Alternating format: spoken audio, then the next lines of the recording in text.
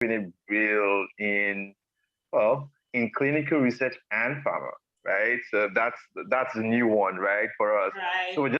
we're keeping it real. And the good thing is we have two amazing women that will be speaking to us today on their journey so far on or in clinical research. And we just started this. So this is basically powered by Nigerian clinical research and pharma in Canada. So this is one of our fresh stuff editions of keeping it real in clinical research and pharma. We know that there are a lot of opportunities. I'm very sure some of us would have heard there are a lot of opportunities in clinical research. So we want to find out what are these opportunities in clinical research and pharma. Like some of us don't even know. Some of us already know. Some of us don't have experience. Some of us don't have the training. The most of the books you read or the courses you take will tell you, hey, to get into the industry, you need to be qualified by education. You need to be qualified by training. I need to be qualified by experience. Some of us have a couple of those. Some of us don't even have. Some of us, most of us are all educated like in the healthcare space, so we most likely qualify. But there are other things. There's some training. There's some experiences we need. So that's one of the reasons why we're doing this Wednesday hangouts.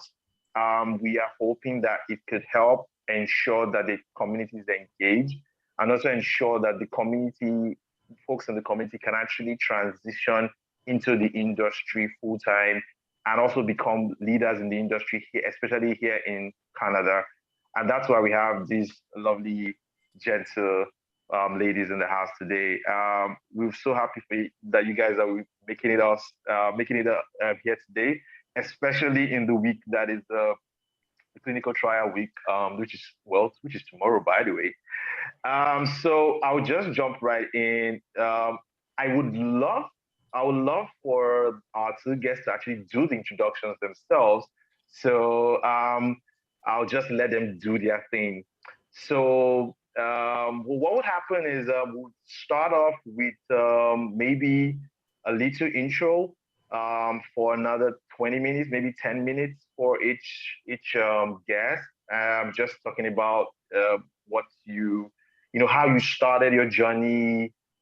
How did you get into clinical research? Did you stumble on it?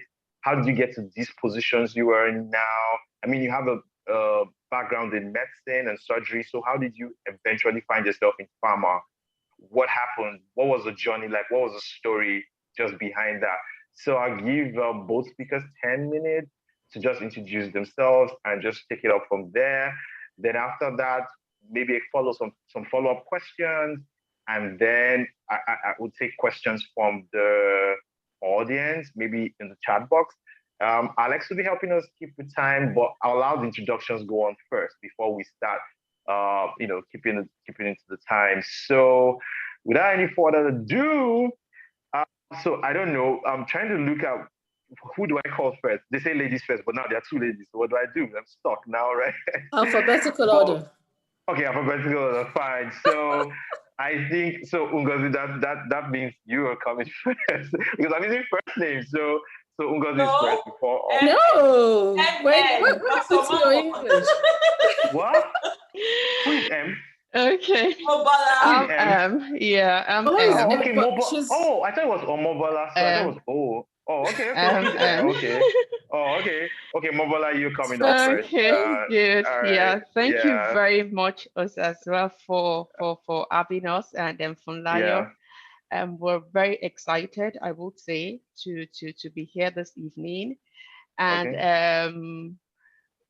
Funlayo actually she shares a lot of our passion, because this is something that we've always looked forward to. This is something that we've always wanted to do because I mean Ngozi's story and I are very similar, on how we got into this pharma,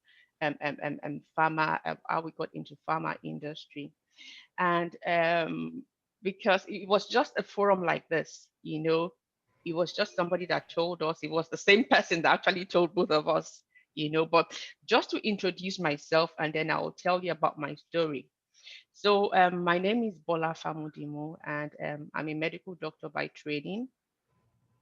I finished from Ladoke Akintola University in Nigeria, and then immediately I completed my youth service. The very month I passed out, I came to the UK for my master's in public health. This was at University of Sheffield. And then after my master's, I was fortunate to get a research assistant job in the UK. There was this huge public health study program that was ongoing in the UK at that time. This was in 2008, 2009. So I was fortunate then to get into this program.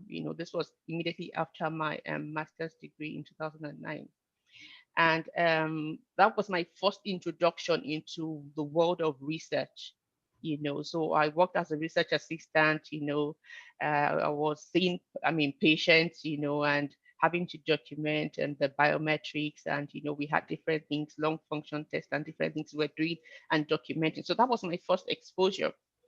And then shortly afterwards, still while I was in this research, doing this research assistant job, a friend of mine told me that, oh, there is a training that is coming up in London, by this Nigerian doctor. She works in the industry, in the pharma industry. She's been there for about 15 years. This was at that time. And she was looking to introduce medical doctors who are interested in working in the industry, into what it is like, working as a medical doctor, but in the pharma industry. So I was like, why not? Because then I'd always known that back then I was still thinking whether I wanted to do clinical medicine or I wanted to go the public health route. I wasn't sure then. So I was just, thinking about what my options were. I was already exploring, the public health and physician role, and also at the same time considering psychiatry if I wanted to go clinical, you see. But then I attended this course then. This was in February of 2010, to be precise. And that was where I met Ngozi. We attended the same course together, interestingly. And the very first day, we had the course over 2 weekends. The very first Saturday that I attended that course, I knew this was it for me. She introduced us to drug safety. We took a couple of lessons, we took assignments. I knew this was it. And I knew this was what I wanted to do. So for me, I was so focused. I just made a decision because there was this public health dimension to it, which I'd always wanted, you see, as a drug safety physician. And I connected straight away with it. And that was how I got introduced into drug safety. But then she had the course, we had the course. She also gave us the opportunity to work as an intern, as interns, because she had a company, do you get? And she was able to teach us hands-on, work, I would say. So we could speak the language of a drug safety physician. We could speak the language of a drug safety associate. We could speak the language of a medical information specialist, you see, because we knew all of the things that was expected from us, because we had stayed, and we stayed through, for the course. Shortly afterwards, I got my very first job, with a small CRO in Guildford. And then I was preparing for my PLAB exams in the UK. And from nowhere, I was with the CRO. I worked as a drug safety physician. So my first experience was, during the course, I stayed there, for about 6 months doing some for some assignments that she gave us as part of the internship thing, and then I applied to jobs, for different jobs. And interestingly, I was being called for interviews. I had, interviews here and there, and surprisingly, I got my first job with the CRO. So I was with the CRO for about 18 months, but it was in between that I got this call from a recruiter, and like, oh, I saw your profile, would you be interested in taking up a job in Belgium, a drug safety physician job in Belgium. I was like, okay, why not? You see, so, and just jokingly, I it was first of all, it was a telephone interview, and then they said, okay, that I should come in for the second interview. I was like, really, So I landed in Belgium. It was an all-day interview. Up till now, I don't think I've attended an interview that was that vigorous. I saw 4 different people, the head of drug safety and some other, drug safety colleagues. Then the whole day was from 9 till 4 p.m. It was a very detailed interview. And then the next night I was like, oh, you were successful. They would like to have me on board. So eventually I signed the contract. I moved to Belgium. The company actually moved me from the UK to Belgium, and they got me an accommodation for 3 months before I got my own place. And that was how I joined the company that I still work for till today. So I've been with that company for about 9 years now. Wow. And I was in Belgium for 3 years. And then later I moved back to the UK because it was really challenging having to shuttle between Brussels and London because my husband was based in London. So for family reasons, they moved me to the UK office, and then in December of 2018, my husband got a job here in Canada. And then he moved in October. But then, I told my company, look, this is my situation. And they're like, okay, we'll transfer you to Canada. And so that was how they transferred me to Canada, you see. Wow. So the long and short of it is that for me, I knew what I wanted. I stayed focused, and I've learned a lot. It's been a journey for me, and I've had to learn a lot myself because I really wanted to not just prove myself, but I wanted to know what I was doing in the field. I had the skill set, but then you have to keep improving yourself.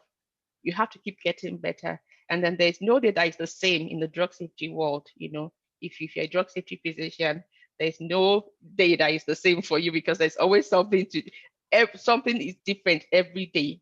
You get so, I mean, it is a fulfilling career for me and also a very rewarding one. It gives me the flexibility because I'm able to work from home. I can work anywhere. I can work in any country and I will still be a physician. I don't have to be registered anywhere, to write the board exams anywhere. I have my UK certification. The GMC license in the UK. But then I worked in Belgium as a physician. I didn't have to write the board exams in Belgium. I'm now in Canada. I don't have to write board exams in Canada. If I go to the US today, I will still work as a physician. So that's the beauty of this job. You're recognized as a physician. You can work in any country, and also, there's a lot. You get to meet different people, people smarter than you, people in the forefront of research, you see. So there is a lot to this, and there are many roles, many functions, within the pharma that physicians can work. There are so many, job roles that we can work or we can function very well.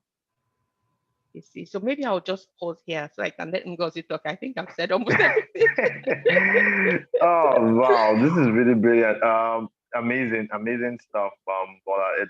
I mean, uh, I'm just waiting to hear if I hear something different from Ngozi because it's been, I mean, just transitioning like that is a big deal. And then one of the things I'll say is that many of us don't even know um, that there's something called pharma in this space. And by the way, the call we have doctors, we have pharmacists, we have biotech people, we have biomedical people on the call, we have folks in pure sciences, life sciences. So I don't know. Maybe as we go on, we're going to talk about opportunities for everybody in the pharma space, right? As it were. So just to add, guys, we can start putting up our questions in the chat box so that by the time Ngozi is done, we can just start rolling up with the questions. So, Ngozi, over to you. Thank you very much. So I just want to say a big thank you to Funlayo.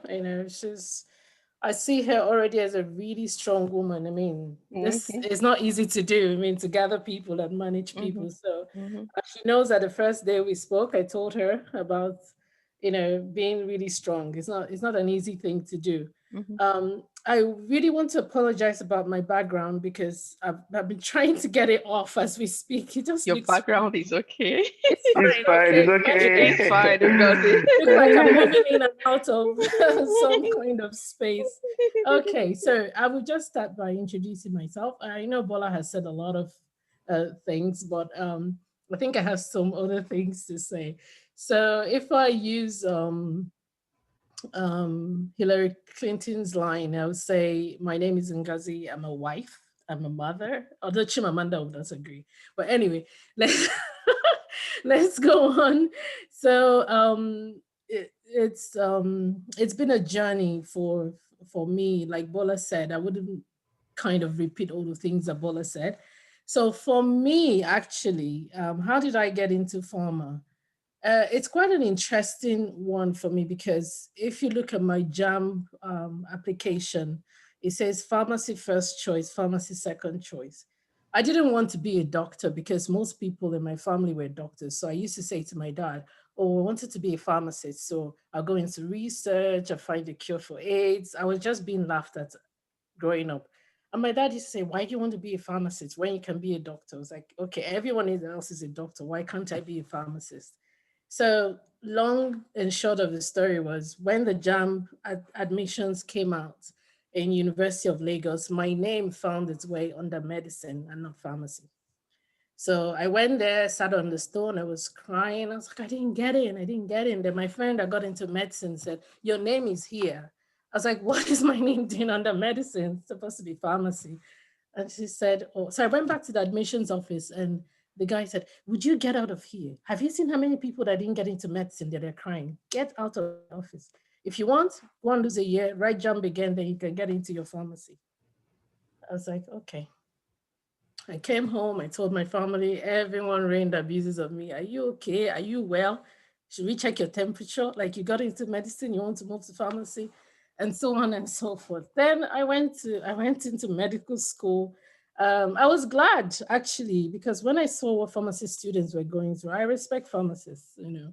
I thought, okay, medicine is way easier than pharmacy. To be honest, that was my own assessment. Maybe that's the route that God wanted me to go through. But yes, I went through the medicine route. So I came out just like Bola after youth service. I relocated to England. I went to do my master's. So I did a master's in healthcare management.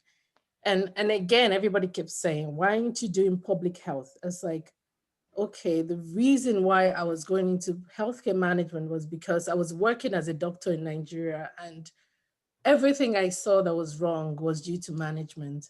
And then my matron, my nurses used to say, "Oh, you don't belong here. You need to go abroad." I said, "Oh yes, I can't do with this. I just need to go and learn how to manage hospitals properly because that's what the healthcare sector in Nigeria needs." So I applied. I went to Manchester Business School, and I started my master's in healthcare management. Then, when I was doing my master's in healthcare management, we had a public health course as part of my master's, and it was during then that I learned about drug safety, and I thought, wow, okay, so this is quite interesting, like okay, this is good. And I wanted to know more about it, but I didn't know where to get the information from. So after my master's in healthcare management, I started working for a healthcare consulting firm. Okay, so what we used to do was we had consultants who wanted to go into private practice. If you know anything about London, it's all about the National Health Service. Everyone goes through the National Health Service, but then the National Health Service was struggling with, completing surgeries, and there was some backlogs because it's free healthcare, right? So this company that I was working for, we used to set up private uh, consulting groups for consultants. So a group of urologists, a group of gynecologists, a group of orthopedic surgeons and whatnot. So they set up groups, we manage those groups for them. Then they win contracts from the NHS and they complete all their backlogs. It was quite an interesting role that I was doing. And one day I get a call from this friend, the same friend who called Bola and said, "Oh, there is this training. Would you like to attend?" I was like, "Yes, that sounds really interesting." Okay. Then my boss then in the healthcare consulting firm said, "Oh, I heard you talking about a training. Would you like to go?" I said, "But this training has nothing to do with your consultant firm. It's a totally different uh, line of medicine from what I'm doing here." He said, "Oh, it's fine.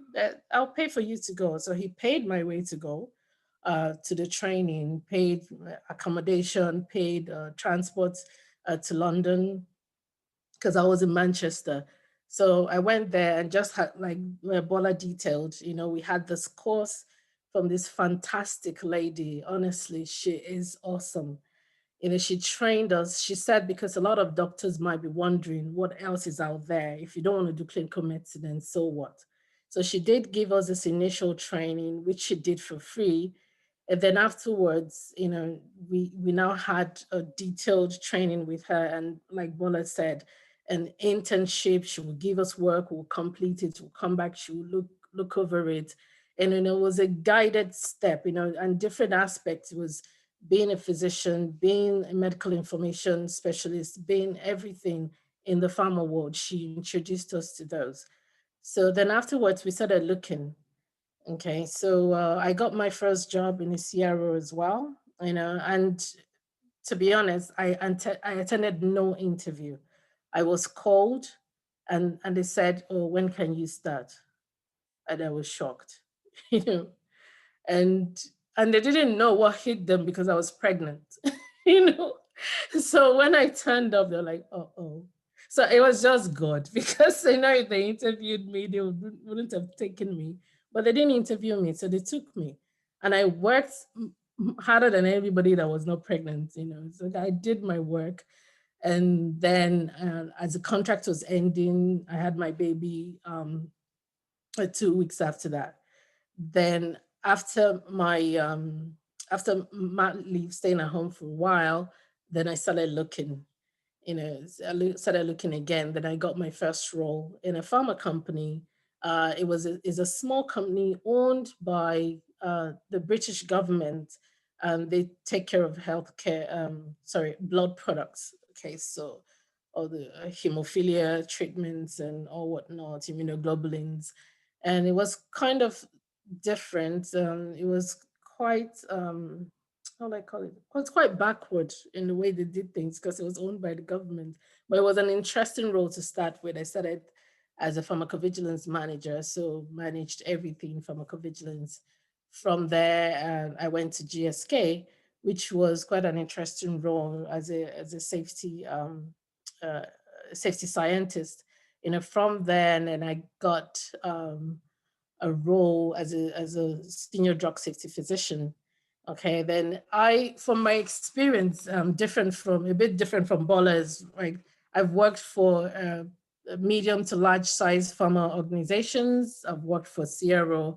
So a varied kind of experience, touching on everything. So I've worked through clinical research, clinical development, phase 1 to phase 3, and even involved in some phase 4 studies, post-marketing, and so many different areas within drug safety. Then also interacting with all the departments, regulatory, medical affairs, commercial, and so on. I've also been involved in pharmacovigilance agreements, if you know the safety data exchange agreements, and the business side of pharma as well. Okay, so how did I come to Canada? My husband wanted to come. I didn't want to leave where I was. I was enjoying being in UK because pharma is a whole world. You snap your finger, you get a job. You quit this one tomorrow, you have recruiters calling you every single day. Would you like this job? Or do you want to be, I worked with people in pharma that earned £1,000 every day. Bola, those people, those consultants, in pharma, and they're walking through your door. You're like, and you start paying them from the time that they wake up and they leave their house, they come in to consult for you. You pay them from the time they wake up. Honestly, sometimes working with them, sometimes when you're involved in seeing how much they get paid at the end of the month, you shudder, like, wow. Okay, so I actually did not want to leave Europe to come here, but my husband wanted to come, and as the Bible says, that we should, be submissive and all that. So I thought, unlike Bola, that had a job she got here, I did, and I didn't want to leave until I got a job, but nobody was hiring out of country because the opportunities were not here. But as God would have it, someone said, oh, why don't you change the number on your CV to a Canadian number? And I did that. And next thing, they called whoever's number that I put there. And they're like, oh, they want to speak to me and arrange a time and all that. So I did arrange a time. They gave me a number. I called them and they scheduled an interview. So I had an interview the week I actually got here. Then I started work with Apotex. If you know Apotex, Apotex is a Canadian-owned generic pharma, one of the biggest in Canada itself because it's Canadian-owned, which is not very common because all the other companies you see here are affiliate companies. They belong to all the pharma companies where their major headquarters are either in the US or in Europe. Well, Apotex is Canadian owned, was owned by a family who unfortunately were killed in their home in 2015, if you ever heard that story. So the man and his wife were killed. Okay, they owned Apotex. And I hope they find their killers soon anyway. But but then yes, that's the company I work for, and I've been there for 5 years till to date. So I would stop here, and then this is all over to you. Oh, wow, brilliant.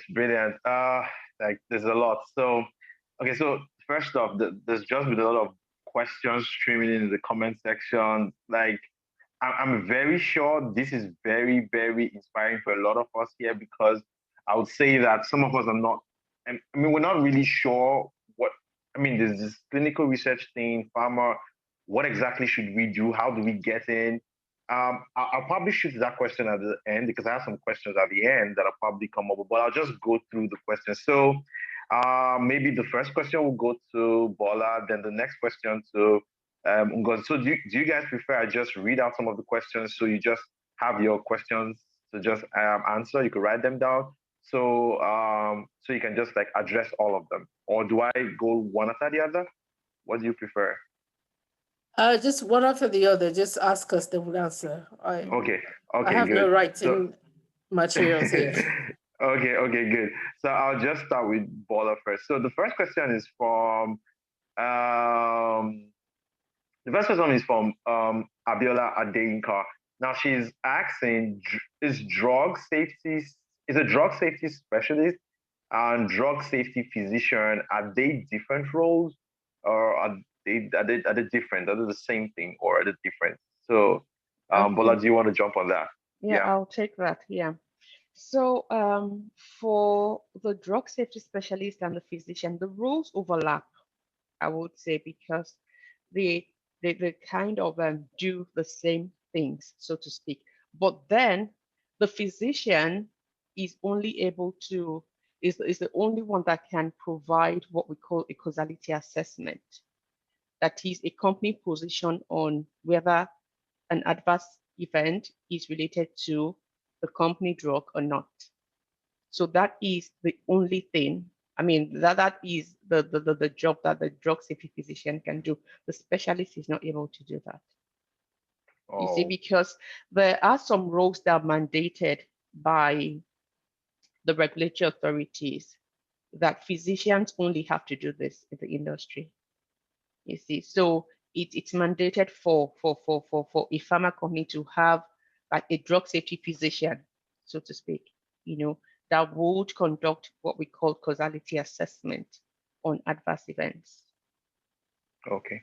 Brilliant. But the Okay. roles, the responsibilities tend to overlap. There's some pharmacists, who kind of work hand in hand very closely with safety physicians, or some pharmacists are even safety leads.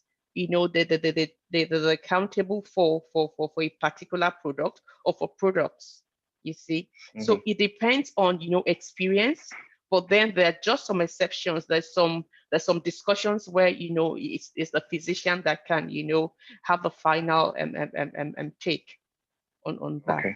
Yeah. Oh, Yeah. Sorry, if I can add to what Bola has just said. So the like Bola rightly said, it's it's all to do with your experience as well.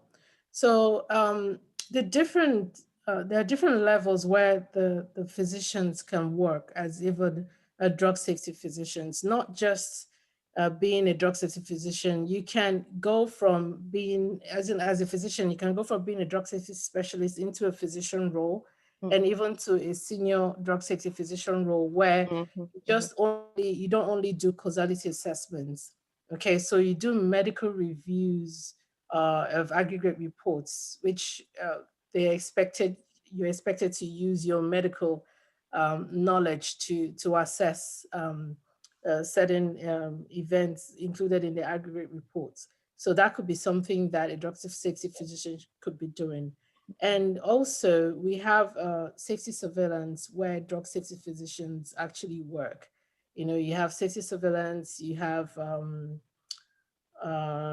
signal detection, risk benefit assessments, risk management plans, depending on your level in as a drug safety physician, those might be the roles that you can undertake. So a company might be reluctant to give it to a drug safety specialist just to do signal detection or some aspects of safety surveillance activities, but they might decide that it's only physicians that can do that. But it doesn't mean that a pharmacist cannot, because from my experience in the pharma industry, is someone that to give you the opportunity and you'll be able to learn and do that as well. So okay. Okay, so that's really big. So the couple of questions that I'm seeing, and I think they're probably all related. So I think let me just try to put them together because they're all similar. So someone is asking, okay, Nyoma Ibokwe, she's asking, so you spoke about improving yourself in drug safety. Um, um, what are the certifications that you recommend in this line? And another person has said, I'm interested in getting into this. That's Tolu Davies. I'm interested in to get into this field. How do I get into the field? Another person has said, Chiagoze, what's the first step one can take here in Canada? Like, are there entry roles available for folks just starting? And same thing with Adetutu. How can she get into the industry? How can she become at least a drug safety specialist? How do we go about that? So you guys can both just maybe starting with Ngozi first, then you can Bola, you go on. can go. Yeah. Yeah. Okay, this is not a hard cookie, I would say, but I will speak to this. The landscape here is a bit different from the UK and different from the US, where we have the huge, market for pharma. In Canada, it's not as booming, I would say, with regards to the industries, the pharma industries. I mean, the pharma industry, the companies But then, because getting into drug safety, it's not just about, taking the courses or attending, taking certifications and, taking these courses, so to speak, but actually it's about what you can do. Majority of these courses are very theoretical. That is one thing, I've come to realize. Even in the UK, the courses have been designed for those that are already in the industry that just want to improve themselves. But for, a person who wants to get in, you have to be very hands-on, because these are some of the things that they would ask you when you're interviewing for a job, you see. So with regards to how to get in, we're still looking, myself and Ngozi, we're still looking into, how we can, the courses that are very, very, how would I put it? The courses that are very applicable, or the courses that are able to provide hands-on experience, because it's not just the courses, but also, having an opportunity to do internship, you see. So that's the main thing. The courses are very, theoretical, as I did say. You need to be hands-on. You need to know, when we're talking about, say, for example, literature review, when we're talking about, writing a narrative, when we're talking about medical review or aggregate review of cases, what does this mean? You see, so how do you go about doing these things? It is in the doing, because most companies would look for people. They want people who know how to do these things, not people they want to train from scratch, you see. So but that is the gap that we have identified, here in Canada, that there are no opportunities, for the courses are there, you see, but no opportunities for internship, for people to learn, you see. So that is the main issue that we have, that we have identified. And we're trying to see how we can bridge this gap. As it is now, we'll still have something, we'll have some things in mind, but this is still in development. Nothing that we can talk about now. You see, on how we can help people to come on board, But then, my advice would be that for as many that can take the CRA courses, or the maybe we have the AAPS, there's this Session of Clinical Research Professional. Thank you. Yeah. ACPR, yeah. Thank you. And because I've gone through myself, and because we've gone through their courses, they have very good courses, but it's just that the practical bit of it is what is missing. You see, that is what is missing. And on top of that, if you go apply, they want to ask you for experience. They want to ask you for, what can you bring to the table? What value can you add to the drug safety team? You see, so that is what, we're trying to see how we can help people, because this was how we got in ourselves. It was somebody that gave us the opportunity. We had the training. She kind of taught us, practically, we're very hands-on with the deliverables, with the safety deliverables. So we could speak the language of, drug safety professionals, when we're interviewing. You see, so this is something that we hope to be able to bring to you, in due time, hopefully. But then the other aspect of it is we have to ensure that there are jobs available as well. You see, because there's no point, having to do these courses and then there are no jobs available.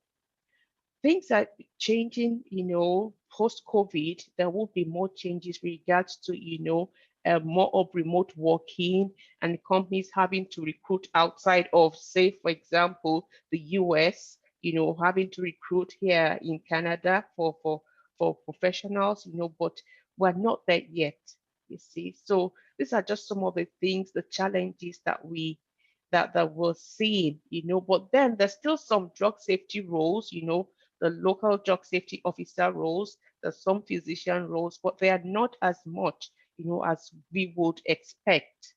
Do you understand? I mean, when we compare to the UK or to the European countries, or I mean, I wouldn't even want to compare with the US, you see. So that is the main, that is what we see, because here in Canada, there are more of regulatory affairs roles, and we have many CRA roles as well, but drug safety is not as many, as one would expect, but then it is understandably because many of the companies here have their affiliate, offices here. The global offices are either based in the US or in Europe, and for drug safety, majority of the roles are global roles, and they are actually based in the in the HQs of these companies.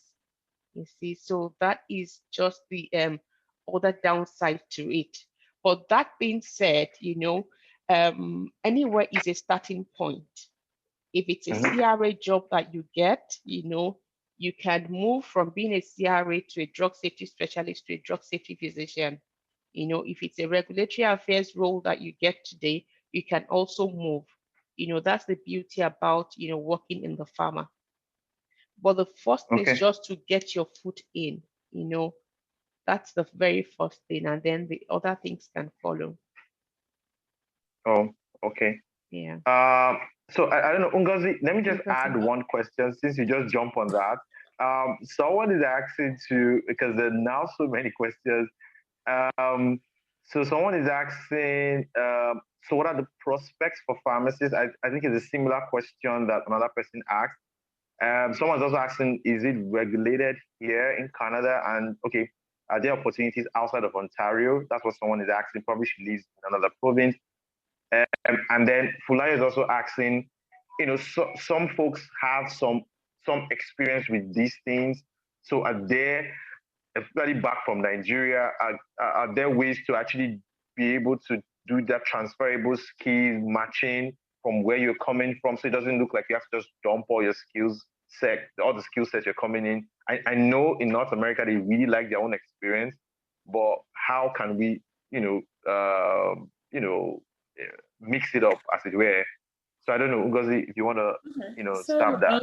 I would just like to add to before I answer, if I remember all those things you've just said when I'm ask you. Okay. Yeah, sure, that's fine. So, yeah, but fine. Then just to leverage on what Bola has said. So, yes, Bola has given us all the details about how the market is. Okay, so we all know, if we've been here, we've been searching, you will know that the opportunities here are limited. But for me, what I would say is do the training, just like Bola has recommended. Your first step, if you can invest in that training, there's Solas College in the US where most people go to, and they seem to have a track record of getting jobs even before they finish, but then that's again the US. But people in Canada have also done training with Solas. Okay. Now, I tell people to do training because when you do that training, number one, you pay for it. Number two, you're committed to it because you wouldn't let your money go to waste. Okay. Then, because when you do that training, you get the overall idea of what they're talking about, especially if you've never been in drug safety before. Okay. So that training exposes you to the overall knowledge of drug safety. And as you're doing it, okay, for me, the best way is find someone who knows drug safety. As you're doing that course, be asking questions, okay? So when Bola talks about hands-on experience, so if you come to me, for example, I'm going to explain to you whatever you're learning in your drug safety course. Practical experience. What does it mean? What does ICH mean? What does signal detection mean? What does processing cases? What is Argos? Okay. Because if you go there, they'll say, oh, you use Argos database, do one thing. What do you do with Argos database? You might never know if you're doing those training, but I will tell you, what does Argos mean? So if you get a case, what do you look at? Okay, there's what makes a case a valid case? Okay, anybody in drug safety knows there are 4 major things that, you have to look out for a valid case. So when you come to someone who's been in drug safety, they're going to explain all those things to you. Now you would understand practically every step. Now, yes, there are no opportunities. Yes, they require, I can see some questions coming up, but they always require 1 to 2 years experience. All somebody needs to do is to give you an opportunity to come to an interview. Believe me, by the time you do your course and by the time you get hands-on experience for someone who is already in the industry, you will go and bobo your experience. When they are talking, you're answering. When you finish answering, they can't say, oh, this person doesn't have experience. It's not true. This person has experience because you've answered all their questions and you're answering practical, you're using examples, okay, to answer questions. And the reason why I say this is because I've done this before and it has worked. People have gotten jobs with that. So you you're going to an interview, you get the JD, you come to me, you say, oh, this is on my JD, what does this mean? They say, oh, I have to write aggregate reports. What are aggregate reports?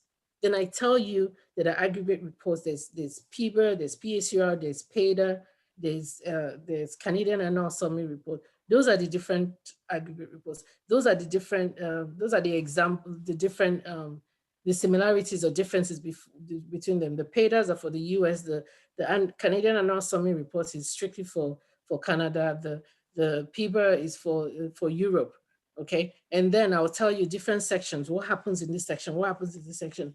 Believe me, when you go to the interview and they're asking you questions based on this, you'll be able to answer those questions.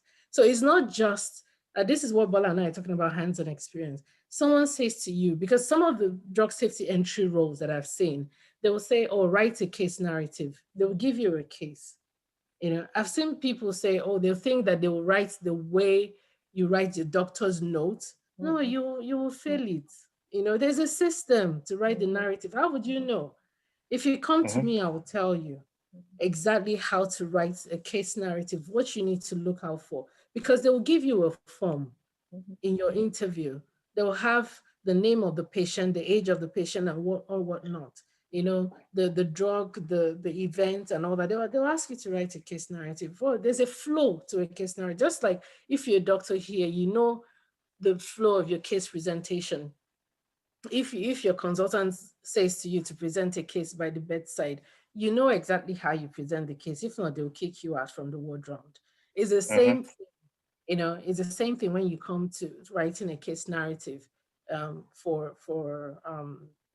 a drug safety report. So I wouldn't overflog it, but I know that, the first step is to do your training. The second step is to have someone teach you the hands-on experience. Because when you go to your interview, that's what you're going to demonstrate, whether you've done it before. And guess what? If you go to that first interview and you don't get it, you will keep going. By the time you go for your third interview, because every interview is a stepping stone to another, to a job. So you don't get beat up that you didn't get the first one that you went to. By the time you go to the second one, your experience from the previous interview will help you with the next one. I keep telling people, you go for an interview, you have to practice, okay? Introduce yourself. People think that they can talk about themselves off head. No, you can't. You have to write it down. And you say to yourself many times, because if they ask you to introduce yourself and you start stuttering, that's the interview has gone down, okay? First of all, you have to be confident. So you talk about yourself confidently. You want to introduce yourself. You want to say you have a wife, you have a husband, children. That's up to you, but introduce yourself. Say why you're there and say that you're happy, that, that you're excited to be here and blah, blah, blah, blah, blah. But write it down, practice it, and have the same killer line of interview every time, okay? So then when they start asking you, you start talking, and at some point, the one that you don't know, you can say, I don't know this, but I'm a very fast learner. I can learn this thing in a jiffy. Okay, so there are tricks. by the time you finish, somebody will give you an opportunity. Okay. Yes, the opportunities are not many, but I can also say that, like Bola said, it's opening up in Canada. Also, a lot of remote positions are opening up. The issue we have with working in the US has to do with the way taxes are filed and all that and all that. But if you get a company that happens to have a room in Canada, you can convince them to pay you through the Canadian office, especially if the role is in US. You know, it's all about trying, it's all about trial, you know. So putting yourself out there. But like Bola said, you need to get that experience. You need to be able to demonstrate that experience in your interview, whether you have it hands-on or you don't. If you've been trained, you've had your training, you've had someone walk you through all the aspects, you know, of drug safety that you can understand and that you can remember. And if you don't get this one, by the next one, you'll be better, even with the terminologies, you know, and you will keep going until somebody says, I give this person an opportunity, you know, and they will come. Wow. Oh, brilliant. What I was the mean, this question is you just asked?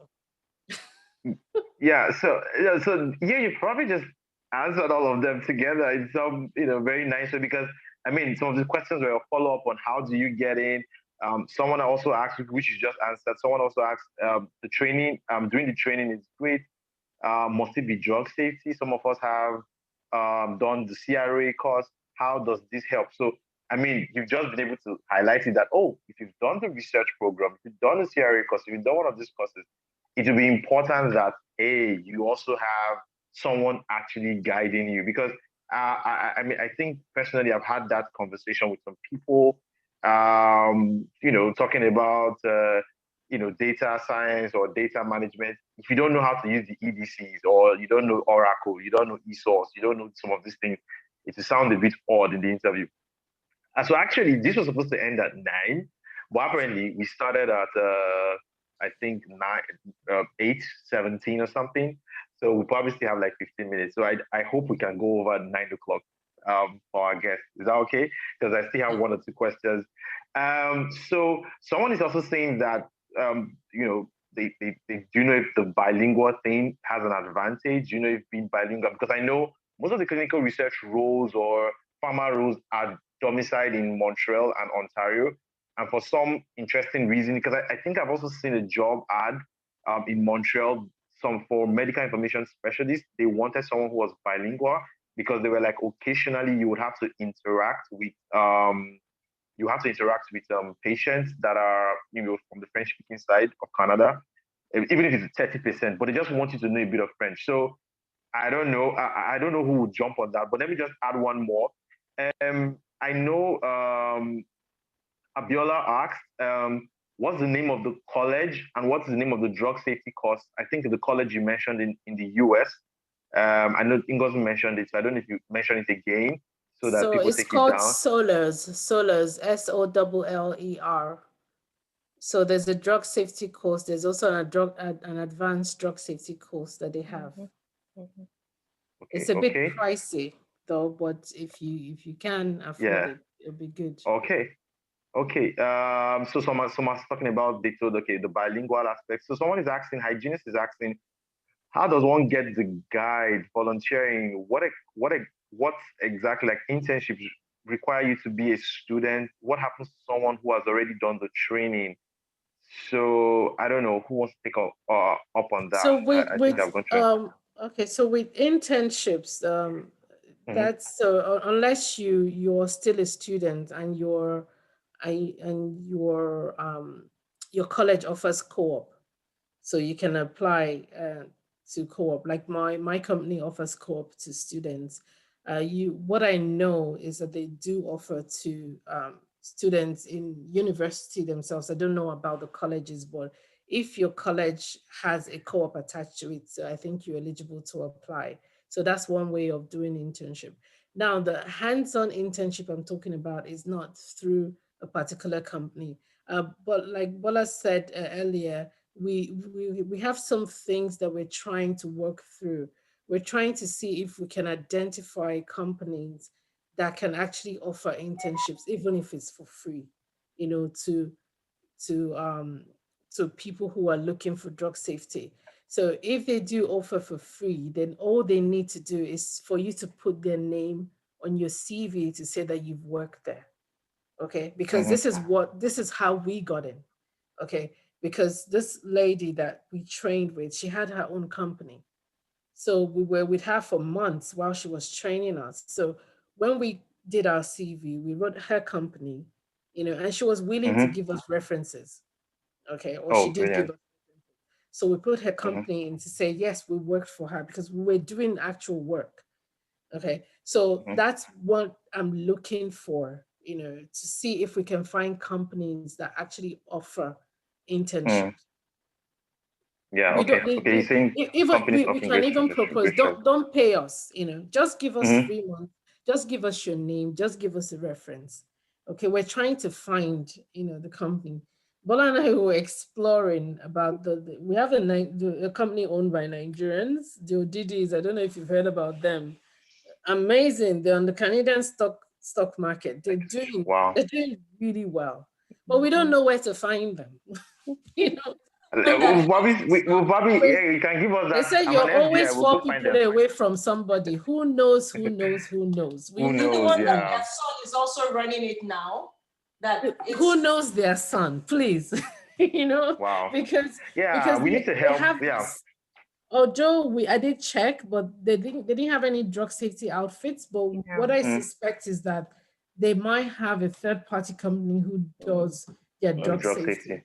Okay, so we don't Yeah. even mind, I also tried to see if I could contact one of the ladies I used to know. I've met her in DIA conferences for 2 or 3 times, and we talk whenever we're at these conferences. And I've also met her in my company because she came to audit on behalf of the Shoppers Drug Mart. So then I looked up her company and I saw that somebody else has already bought her over, Wow. So now I couldn't approach her to ask her for internship because this is something that we need to do for our people. So Mm-hmm. I'm exploring that option. Bro and I are exploring the option and see if we can get people to, Okay. to go and do internships, even if it's for free. All you need is to say, I've worked The here, expect. I have this experience, and then anybody Yeah. requires a reference, you know who to go to. And I so want to add one question for both of you. It's something that's just been. I mean, we really don't have time, but let me just try this. So some people, some folks, some are usually on the sidelines, and they like this whole process, and they say clinical research or pharma is an interesting place. Is it really okay? Let's remove the passion first, because a lot of people have to be passionate at some point. But some people wonder, is it really, really that rewarding? Or should I just like, it's not, it's just okay. So I know you've already kind of talked on it a bit when you talked about what people actually, because some people are feeling like, is there anything really there? Do they really pay these people big? Although I'll let folks go, most of us will go, I mean, after now, I'm very sure we'll go on Indeed and check what's the salary range for a drug safety specialist or something. So, um, so for folks who are thinking, people are just saying it and, is this thing really worth it? So what would you say to those folks? I think I'll take that. I'll take that, and also Mm. the bilingual thing. But to talk Yeah. about whether is it really worth it, I think the first question you have to ask yourself is this Mm. really what I want to do? Mm. Because some people are just clinically inclined. They want. They love their stethoscopes. You see, as physicians, and some pharmacists, they will prefer to work in the hospitals. You see. But if you want to work as a researcher or you want to work as a pharma professional, it is, I don't know how to describe it, but it is interesting, it is rewarding, it is very fulfilling if that is what you want to do. And with regards to work-life balance, with Mm-hmm. regards to perks, benefits, you have it all in pharma. Just in the last 1 month, I've had 2 colleagues from the US, medical doctors, one a pediatrician. the other a family physician, board certified in the US, reaching out to me, asking how they can get into pharma, that they want to get into drug safety. One of my friends, he called me and said, Bola, I need to get into drug safety. You didn't tell me about this all this while. It was a senior colleague that told him, because apparently that senior colleague just got a position in Merck, as a safety physician as well, and was like, wow, that he didn't know. I didn't tell him all this while. That I'd been keeping myself. Look, I told you, Raja, about what I was doing, but then, many people don't know the value. They don't know what we do. They don't know all the benefits that come with working in the pharma. The privileges, when I travel business class, you see. There are many things that come with this working in the pharma thing. Apart from the fact that the job itself is interesting, that you're contributing, a big deal to public health, you're advancing medicine, that many things that come with it, you see. So so it just depends on what you want, but if it is that, you want to go, the clinical route, just face your exams and face your exams well. If you want to go into pharma, face pharma. But you can't, do the two. You can't be, well, Bola, sometimes in Canada, it's not easy to say, if you want to face pharma, face pharma. If you want to face clinical, because sometimes I really want to face clinical, there's no way, it's all blocked, you cannot get in. So most people are looking for a way out with pharma because they know that clinical is a no-go. A lot of doctors are stacking shelves, driving cabs, Uber. That's quite heartbreaking. So pharma is something that you can do that is different from, stacking shelves or driving a cab as a physician or as a healthcare professional. Okay, so like Bola said, pharma is a whole world. I cannot explain it to you. Like sometimes, like you said, some people think that entering pharma is an escape from clinical, but by the time you now come in, you now see there's work to be done. There's so much work. I'm telling you, like sometimes, like what Bola said before, that there's no day that is the same. Sometimes it feels like you're, like when you're in an emergency room, you're working as an ER doctor. Patients are just coming through the door. You don't know which one to attend to. Some days in pharma are like that. And it's a very, very interesting role because it's quite diversified. Okay, so it's not just drug safety, processing cases and all that. You might start with that, but as you get on, you find how interesting it is. It's like if you're a doctor, pharma is like seeing patients, but you're seeing them on paper. You're not actually physically seeing them. So if you're in clinical research, like what Bola works in, you're setting up protocols, you're setting up a study, you're seeing patients from the time they get into the study until the study is done, and you follow through with your patients and their safety and everything. Then afterwards, you're applying for your product launch, your marketing authorization. It's a whole drama. You're working with commercial people will sit on your head. It's like being, you're trying to tell them safety. They're trying to save money. And you're like, oh, I don't deal with money. I deal with the safety of my patients is all I care. And they'll be driving you nuts. You work with regulatory, you work with all these different, you work with the lawyers. I mean, pharma is a whole world. You have every walks of life working in the pharma industry. You meet the ones in commercial, the ones in marketing. There's another job that you can do as a healthcare professional. It's called medical science liaison.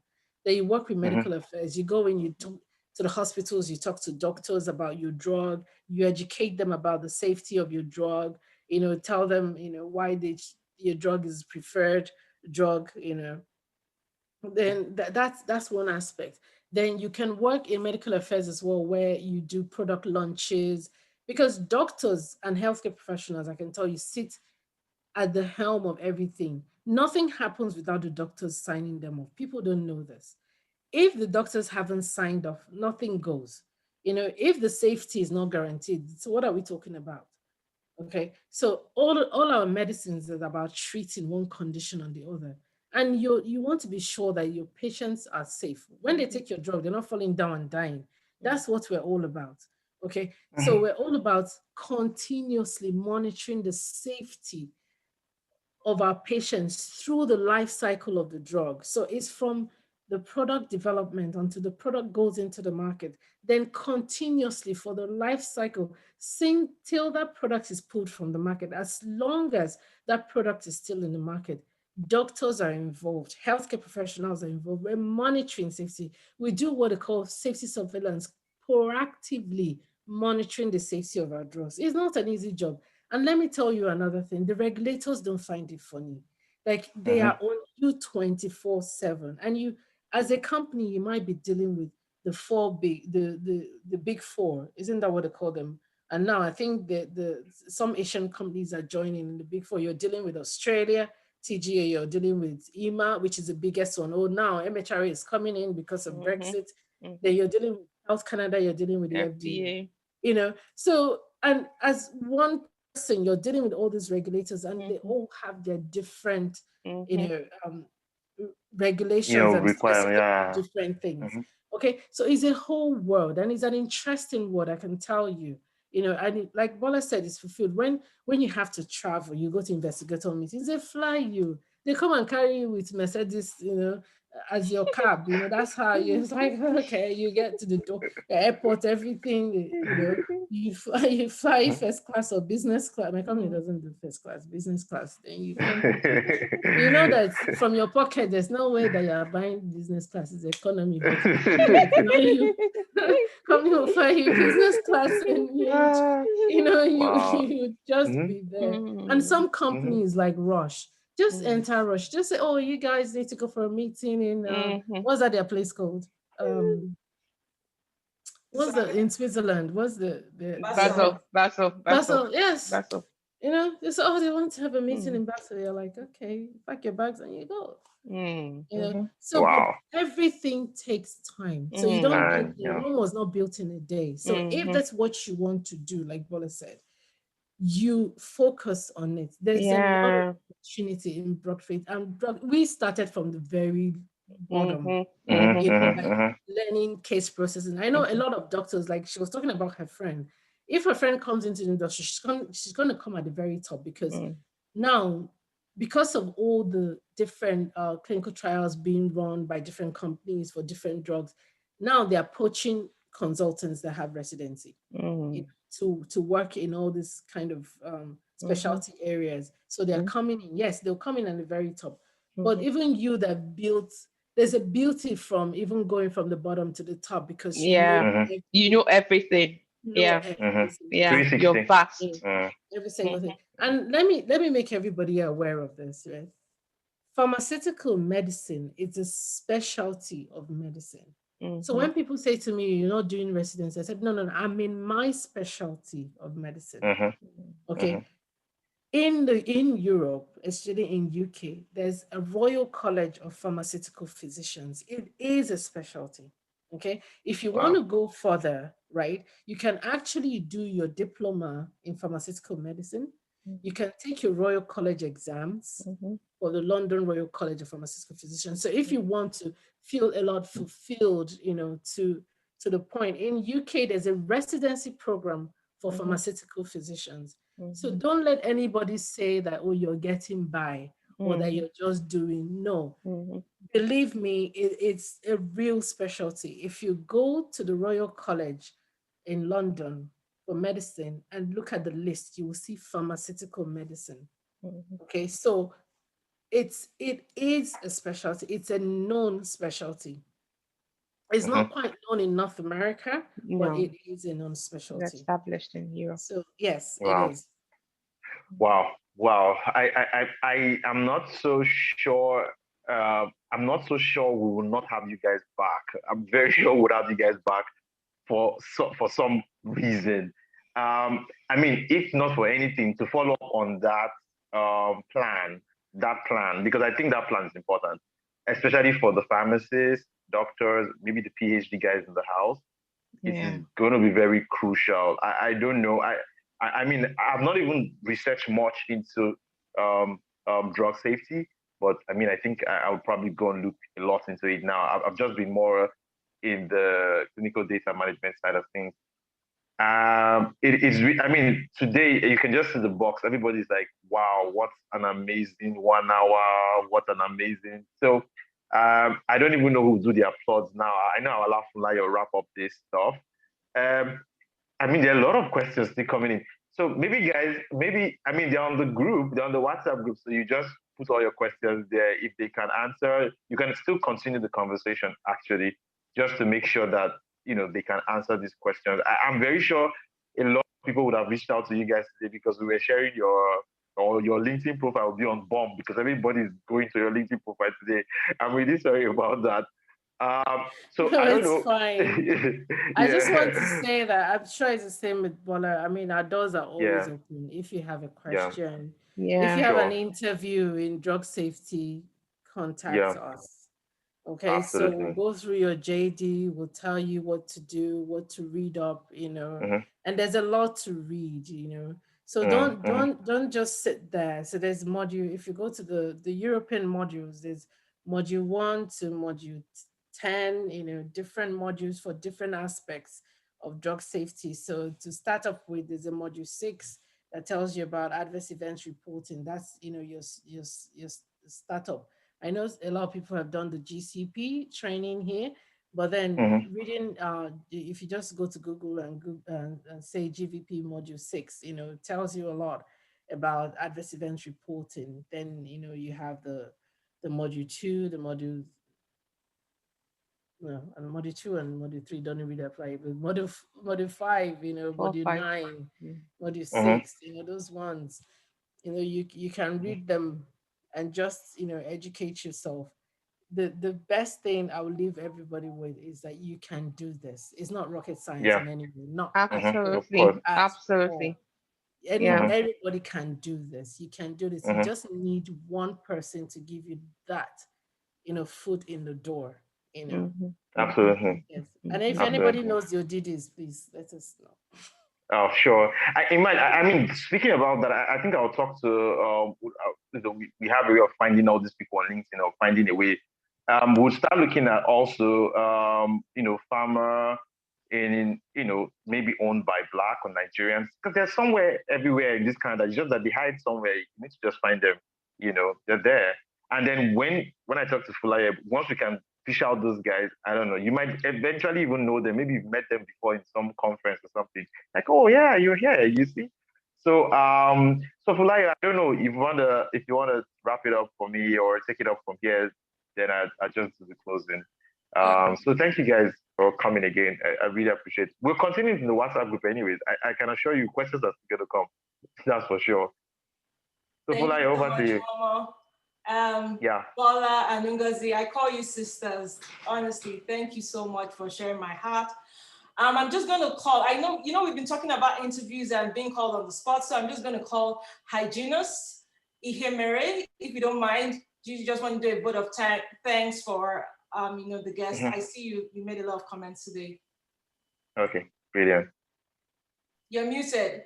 Okay. Okay. Good evening, everyone. Hygienus here. Good. Well, we've heard so much. Many of the things we've heard, they are the things we've been hearing from very distant people, not Nigerians, Exactly. I remember a couple of years ago, I did the CRA course with Michina Institute. So I tried to navigate into the system. I attended some conferences. If you get there, everybody's white, many white. Exactly. So they used to have this, there was this president, I think she is my LinkedIn connection. So I reached out to her directly. She didn't really, it wasn't really very friendly. She didn't really welcome me, That's the way I saw it. I don't know. But now we are talking to people who are already there, Our who people. advise us, who could direct us. So Right. I think we are at the right place. And I would like Absolutely. to thank Dr. Ngozi Okerulo and Dr. Pharma team Okay. for their time and great speeches. I think I'm excited. I think the time is worth it. So Absolutely. we hope to keep this going. As I wrote, we have to walk the talk. So much has been spoken. People have said so many things. People have asked questions. We need to start walking the talk. Canada, as we all know, without network, in Nigeria we call it connection. It's here, it's here, it's here.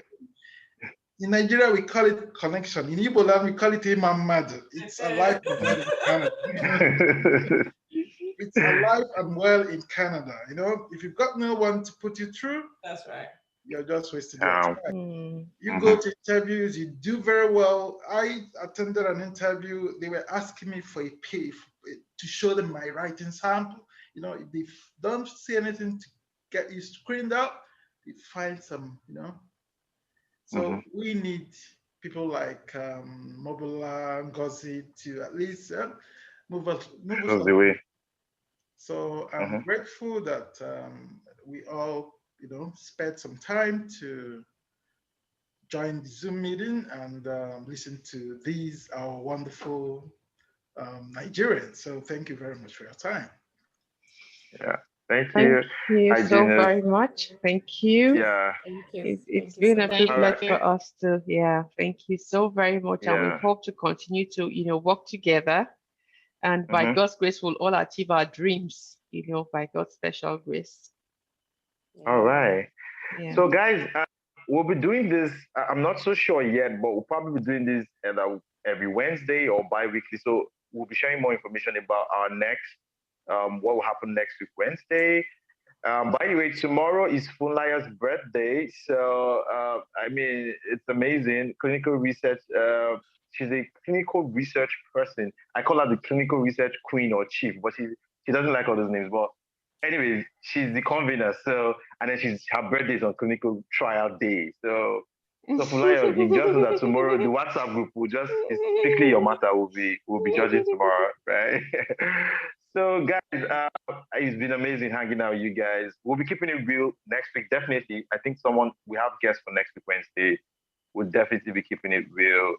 Make sure you are hanging in there, you're showing up.